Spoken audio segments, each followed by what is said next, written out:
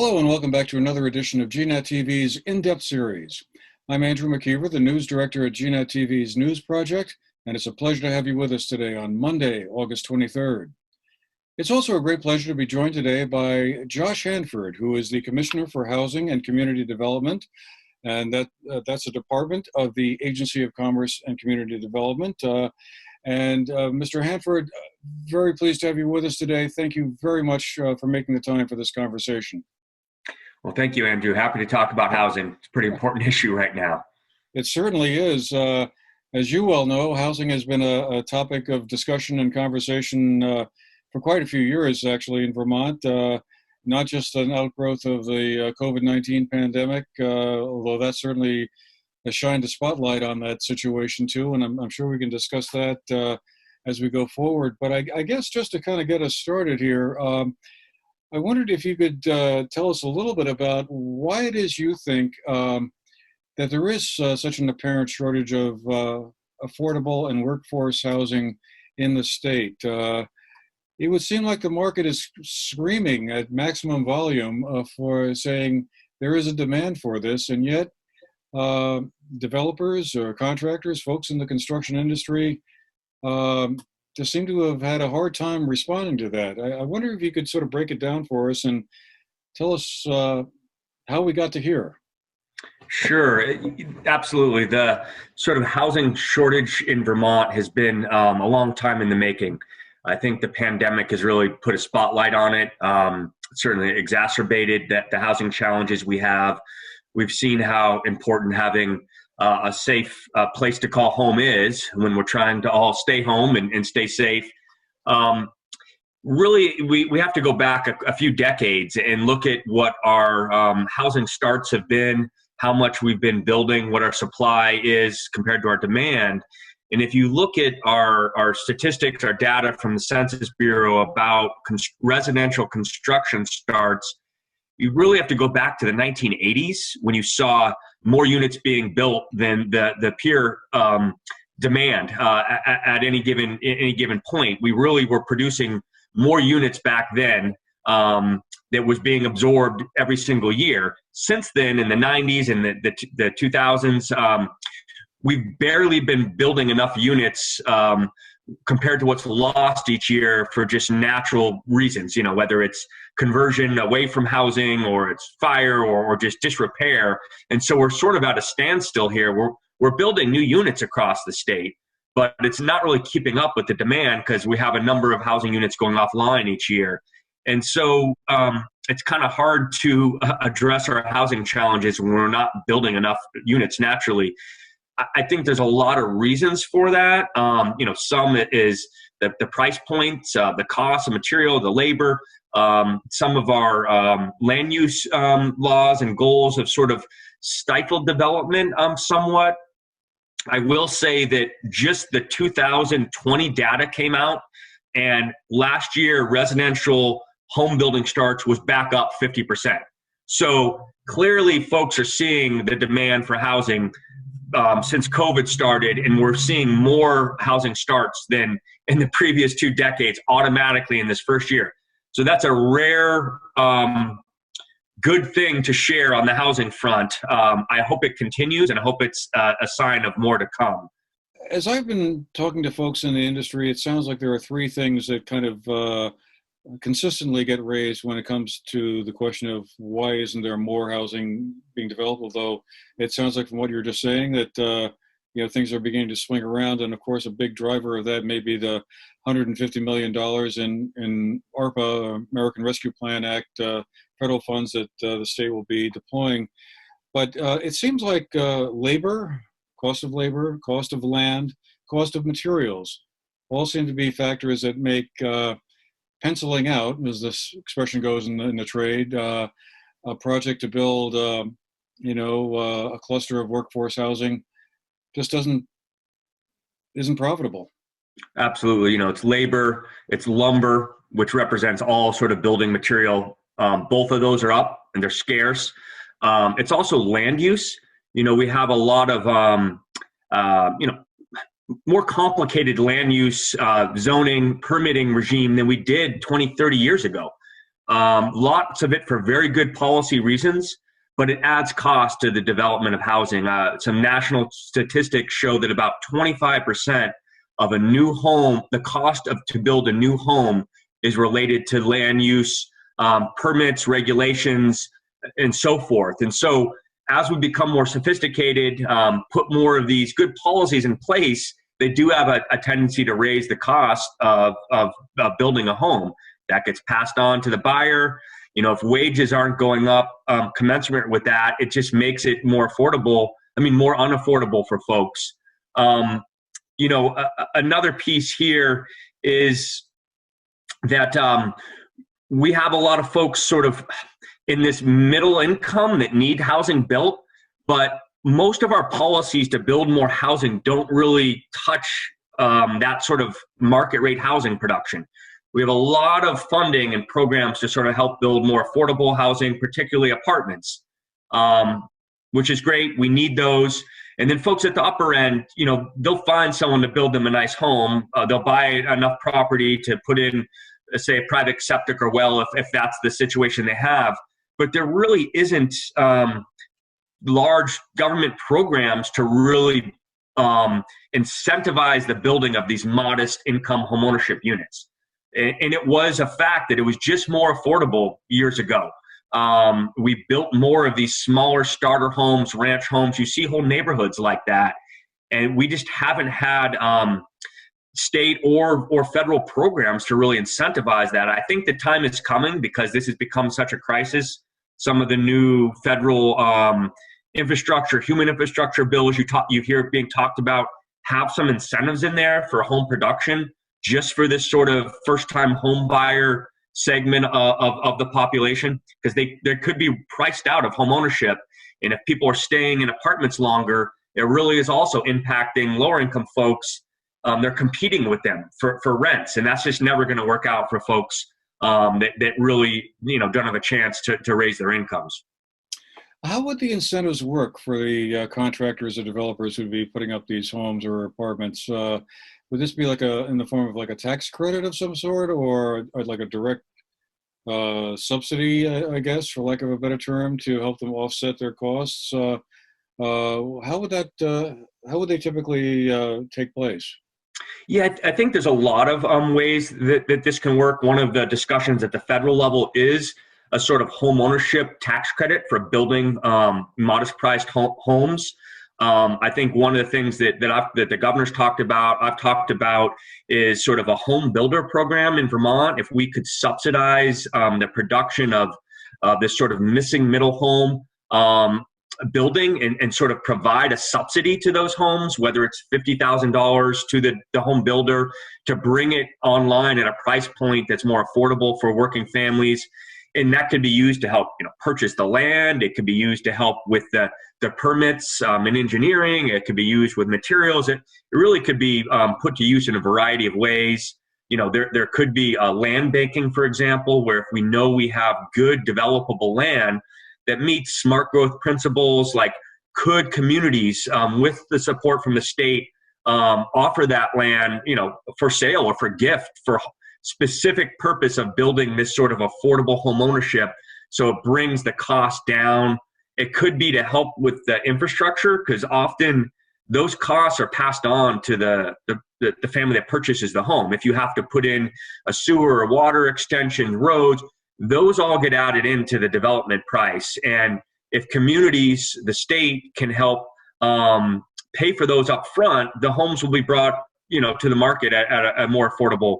So those are all ideas we're talking about. I'm hopeful we will get more support with the legislature on some of these, and some of the federal funds will find flexibility there to do this same effort.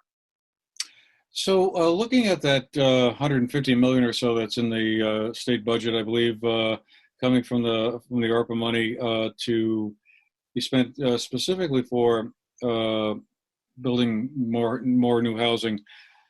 I guess I'm just curious, how will that program work? Is it going to be a case where local municipalities will have to apply for money, or is it going to be divided by some sort of formula, like so it's spread around the state evenly, or is it going to be sort of proportional to a county's population, for instance? Is there some kind of guideline as to how that money will be distributed? Yeah, well, it's sort of been divided up amongst a few different entities and organizations. For example, DHED has a small pot. It's only about $5 million to sort of assist smaller mom and pop property owners that may want to add an apartment, or maybe have an apartment that's offline because it has code deficiencies. It's got some life safety issues. So, we're going to work through a whole regional group of homeownership centers, nonprofit housing providers, and experts to deliver these grants up to $30,000 to help these property owners bring these apartments online, make them available in existing housing stock, because that's part of our challenge in Vermont. Not all communities are the same. We have some existing housing stock that can help meet our housing shortage in some communities. I know for a fact that with this program, we've done some pilots of it in Bennington. It's a great location. There are some older housing stock there that's offline that could be great apartments for folks, but the sort of owners are upside down in the amount of effort that it needs and cost to bring those units up to modern standards, code, energy efficiency, and still be able to rent them at affordable rates. So with a grant or a low interest loan, we can work with those owners to bring those apartments online. Most of the money that's going out as grants will be distributed by the Vermont Housing Conservation Board, VHCB. The legislature sort of directed the lion's share of money to them. And we have to remember a big focus of this ARPA money is to rehouse folks that are experiencing homelessness. We moved a lot of folks into hotels and motels. At one point, 2,400 households in Vermont. Those numbers are down, but we still have a lot of people that are living in temporary housing. And a lot of this money is directed to rapidly create affordable housing to access people out of homelessness. And so those projects are being submitted as we speak. Already about 50 million of the 155 million has been awarded to projects. So housing developers, nonprofit housing groups, they have to bring the projects to the board. It's available statewide. A needs assessment on each project is done to see if, there is a need for those units in those communities. Some of the more rapid projects are sort of converting existing properties into efficient rental apartments, one bedroom, 2 bedroom. You have some offline hotels and motels, as a matter of fact, that are being converted into apartments, full-time permanent apartments. That can happen fairly rapidly. Some projects are building brand new housing from the ground up. It's a vacant lot. It meet all the needs of the community. Those projects take a little bit more time. And I think this next legislative session, we'll see more money allocated to housing, to building more housing.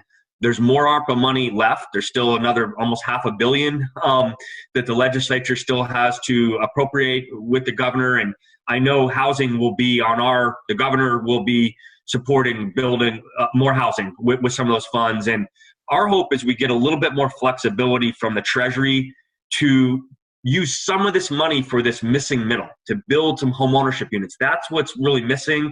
We haven't been given authority to really use those special funds for middle income home ownership building yet, and the market is just not reacting on its own that we feel to really meet this need. So we've got to do something to sort of prime the pumps here. What about downtown zoning rules? I know that's been another aspect of this conversation for a while. Some municipalities, and I know right here in Manchester, over the past couple of years, the local planning commission and zoning boards have done an extensive reevaluation of zoning regulations to allow for more dense home ownership in downtown cores to the towns. Is that a critical component of this whole equation too, do you believe? Absolutely. To spend this money efficiently, to get the most units, we have to sort of change some of the underlying land use sort of regulations that are in place. And, a lot of communities adopted zoning standards from the 70s, and they really haven't been updated. They were sort of a different era. You were really looking to house people away from where they worked. They drove into work to these places, as factories or whatever, office buildings, and no one thought about building housing right next to that. Oh, they want to get away from work. And a lot has changed over the last 40 years.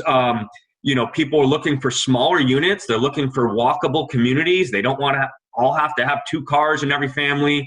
And some of the zoning needs to consider that. It needs to allow for mixed use housing right next to retail, right next to the coffee shop. This is what the new folks are demanding, not only sort of millennials that have tendency to enter homeownership later. They want to be in apartments where they can walk to work and enjoy and also downsizing. Seniors are not looking to have that huge home out in the country that they have to maintain and scrape the paint every year. So the housing demands are shifting. And so allowing our communities to build more housing in these small infill density, multiple stories is part of the solution. We have to get the sort of foundation right to make that more of an opportunity in more of our communities. And a lot of communities are looking at this right now.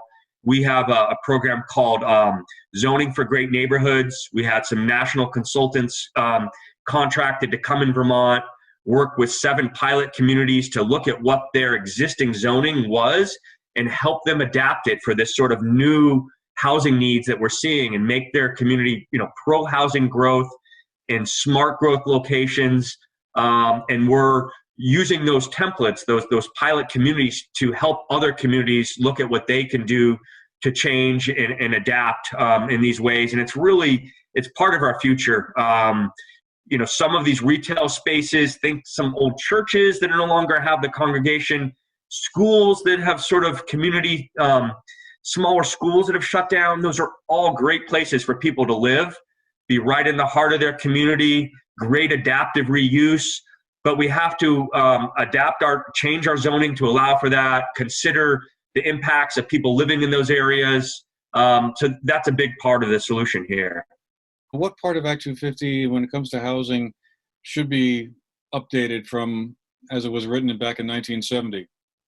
Absolutely. I think that there's a lot of folks that support what I'm going to talk about, but it just hasn't been able to make its way through the legislature for a variety of reasons. But Act 250, when it comes to housing, is triggered when you proposed 8 or more units of housing.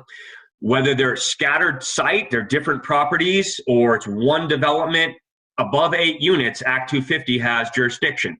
And so that can present a barrier just on and of itself. There's an application fee. It's quite expensive. It gives a chance for, abutting and neighbors and other folks to appeal those properties. We've seen many housing properties that most people in the communities welcome stopped because of Act 250. Folks that objected to it, NIMBY, they just didn't want, an apartment complex near them for whatever reason.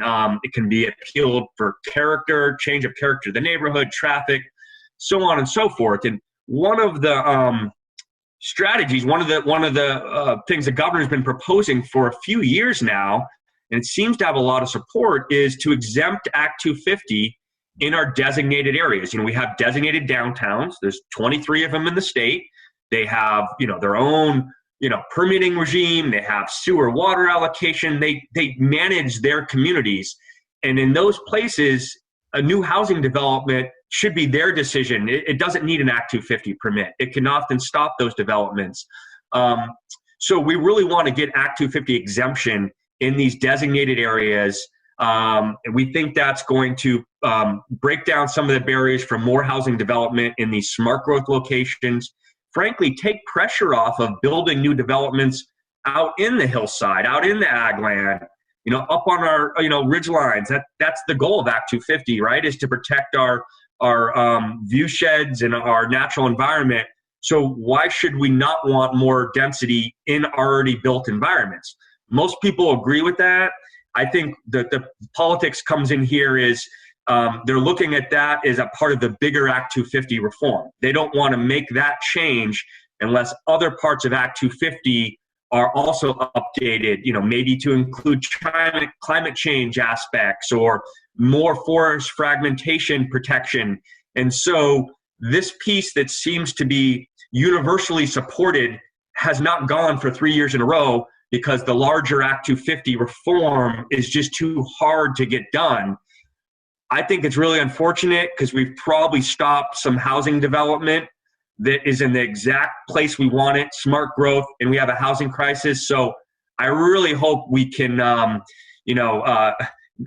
let perfect get in the way of the good here when we have a housing crisis and, people literally homeless in Vermont because we're not building enough homes. Mm.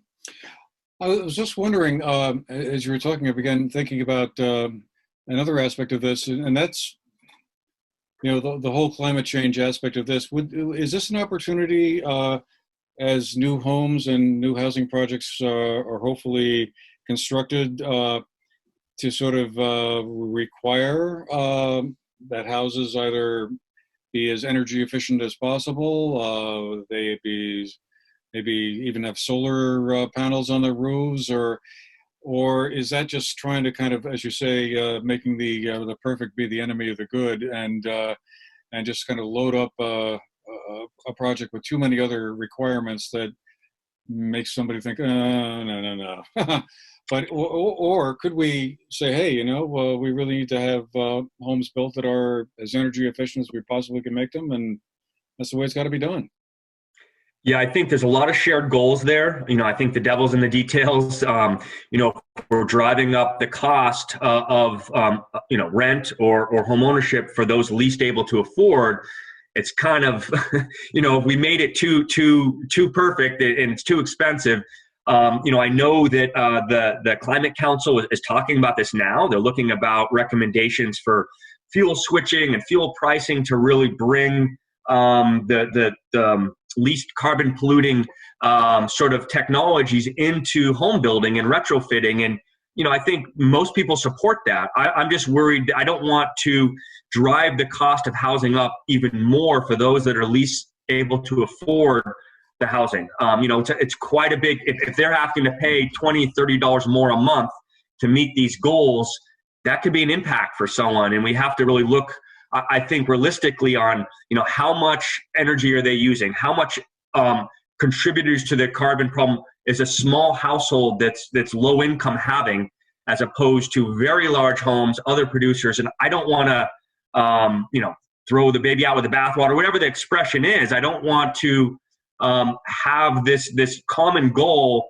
really exacerbate our housing unaffordability farther than it is. I mean, Vermont is ranked pretty high when it comes to cost of living, housing wages needed already. The bigger challenge here is it's fairly expensive standard of living. In Vermont, when you add in, our electricity, heat, property taxes, all of that compared to the wages. And we just need to be careful about getting the right balance here. I think everyone's in favor of, weatherization, buttoning up these homes, having better heating sources, heat pumps, reducing our carbon. But we just want to be careful about how that impacts those of us that are least able to afford a decent roof over our head, and not making it even more of a challenge for folks just to get by.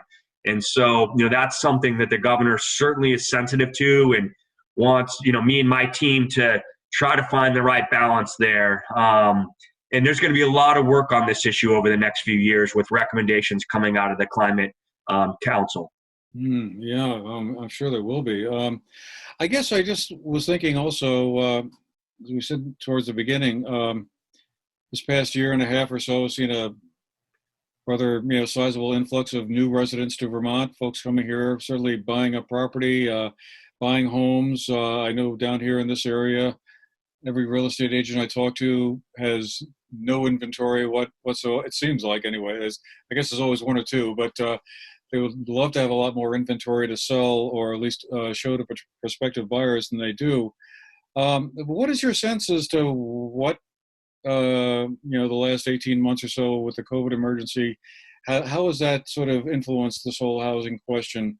I mean, as we said earlier, it was already a problem, or at least an area that folks were concerned about. But there's been so much attention paid to it, as we look at folks coming from out of state and buying homes here. And I guess that's great. The state needs more residents, and it's good to have these folks here and them able to work remotely or whatever. But how has that played in terms of the housing market overall? Yeah, it really is sort of a double-edged sword here. We need more people. Many folks have higher wealth. That's great for our tax base. When they purchase these homes, that property transfer tax goes into a fund that helps support more housing. That part is great. What is challenging is our inventory of homes for sale is down to next to nothing at this point. And we're not seeing enough new homes be sold and brought to the market. I think another piece here is the natural sort of, people moving, finding a new home was slowed down during COVID. So, those that had a home that they didn't live in that were able to sell, those were all, purchased. But folks weren't able to move out of their home into a new home. It sort of, it slowed everything up. It sort of gummed up the whole works. And it's going to take us a while to sort of get back to some of the normal patterns of people moving around and finding new housing options. And hopefully we have more supply coming. I don't know if I mentioned this earlier or not, but we have seen an uptick in the residential building permits in Vermont last year compared to the previous year. That's good news. I think we need a lot more of that. And, it remains to be seen if this trend is going to continue long term. I think we saw a little bit this after 9/11. A lot of folks moving into Vermont, purchasing homes, higher incomes, sort of out-competing local residents. And then it faded off. Is this going to be long-term because of remote work and people being able to work everywhere? We have to really, wrestle with this, pay attention to the data. And I think it's even more reason why we need to incentivize as a state and local communities and, everyone, sort of these more modest homes being built, using existing properties, sort of smart growth locations. And we also need to sort of incentivize more people into the trades. Part of the problem right now is we have a lack of construction workers. We need less stringent zoning rules to allow more creative housing to be built. We need better funding to recruit and train sort of construction workers. And we need pro-housing policies really to prevent a whole bunch of sort of working Vermonters thinking that they may never be able to own a home in Vermont. If that is what people are left with years to come, they will vote with their feet and go to another state where they feel the income they earn will afford them, the dream of home ownership. And I don't think we want a Vermont that goes in that direction. We want to be able to provide families that are working in Vermont with a place, a home that they can afford and, be full contributors to their community. And that's my goal, certainly, to provide and find more of those opportunities and work with anyone and everyone that wants to help address that problem. All right. Well, we're going to have to leave it there for today, Commissioner Hanford. But I once again want to thank you very much for making the time for this conversation on this very important subject. I know it's top of mind for many folks. And we'll look forward to seeing you when you come down here in October for the housing conference that will be held in Arlington that our two state representatives, Kathleen James and Seth Bongartz, are organizing. I'm sure that'll be a great opportunity to dig into all of these issues even more. Absolutely. Looking forward to that. And thanks for, bringing up the topic. It's important for us all to, talk about, be more educated and do what we can do to support the housing needs of our neighbors. So thank you.